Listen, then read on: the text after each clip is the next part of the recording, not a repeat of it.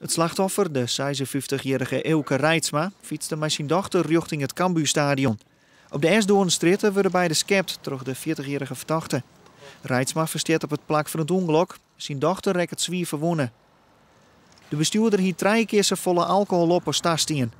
Boven dat docht uit onderzoeken blijken dat er 80 km in de uur riet, whilst er 30 tastien is.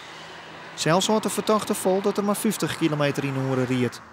Het is juist dat ik in 1,5 uur elke 9 minuten een biertje heb gehad. En iemand die zo ver heen is, zou nog oog voor zijn snelheid hebben en die goed in kunnen schatten? Onzin natuurlijk.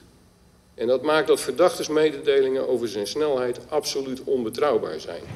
Door de rechtbank werd de man veroordeeld aan 4 cel en 4 rietontzegging. Zowel de verdachte als het ministerie gingen in hoger beroep. Het OM vindt dat de man roekeleers west had en schuldig is aan deerslag. En eerst gaat op een 6 cel. Bij de zitting werd een soort familie en kunde van de Reitsma's binnen, leest onder andere de vrouw van Elke een verklaring voor. Wij missen Elke verschrikkelijk en het gemis wordt alleen maar groter. Als ouders moeten we toch een voorbeeld zijn voor onze kinderen.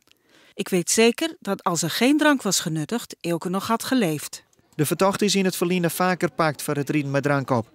Hoe de bewuste jong zei er dat er hem net dronken viel en dat er de beide fietsers volslijn hoe de hollesjoen had. Hij zei dat hij speed had. Hij weet dat hij verantwoordelijk is. Daar wilde ik net voor waaien. Dat doet ik net. Hij weet dat hij de consequenties ondervinden moet.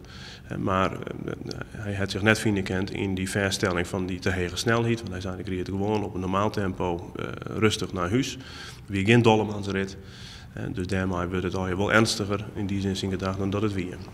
Over 2 weken docht het Hof uitspraak.